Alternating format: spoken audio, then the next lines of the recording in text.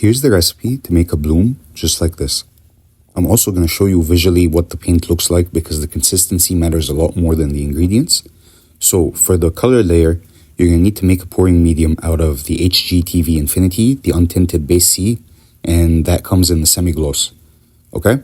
You will combine that with the Ultimate Polyurethane from Varathan and paint and water.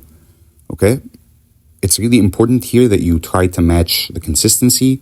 You want the colors to leave a little bit of a mound, as you can see, and that mound is supposed to sink after about 2 seconds. The cell activator, whether you use Floetrol, Australian Floetrol or water, you also want to match this consistency where the paint just leaves a mark on top of the surface before sinking. Okay, you don't want it to be as thin as water. And this relationship between the two is crucial for the cell activator's reaction. Okay, you can test this with what's called the halo test, where you will put a drop of the cell activator on top of a drop of the color and look for a fuzzy line around the cell activator. If the fuzzy line overtakes everything and it continues to sink, your cell activator is too thin. If you don't get a fuzzy line at all, that means your cell activator is too thick. Now that you know the recipe for the colors in the cell activator, your pillow is supposed to be a paint that you use straight out of the container, a house paint. So I typically use Sherwin-Williams Color to Go. PPG Multi-Pro is also an option.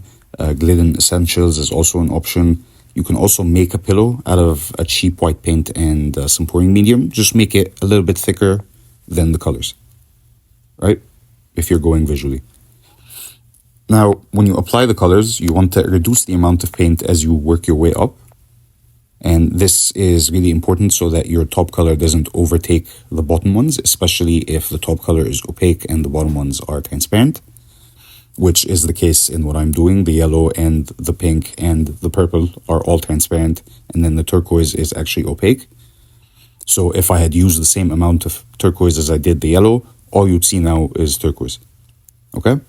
Once you've done the blowout, the aim is to push out petals and sort of move away as you increase the pressure to widen the petals. But notice how much time it takes for the cell activator to actually sink, especially in the middle. If you find you have bare spots that you would like to cover, you can use a straw to get like a more narrow target, as I'm doing here. This wasn't really necessary. There's quite enough paint to cover the canvas here, but if you're working on a bigger canvas and you notice there are spots that will be empty after you spin, go ahead and use a straw. Now, come time to spin, I prefer spinning in both directions. If you were perfectly centered, it wouldn't matter, but in reality, you're never going to be perfectly centered. So you'll benefit from spinning it in both directions. You get a more even distribution of the paint. And when you're done, hopefully you'll have something that looks like this. If you want to learn more about acrylic pouring in a more detailed manner and with my very scientific approach, I encourage you to check out my acrylic pouring course, Acrylic Pouring for Beginners. It's totally self-paced. You can complete it in however much time you'd like, and you can always revisit it whenever you want.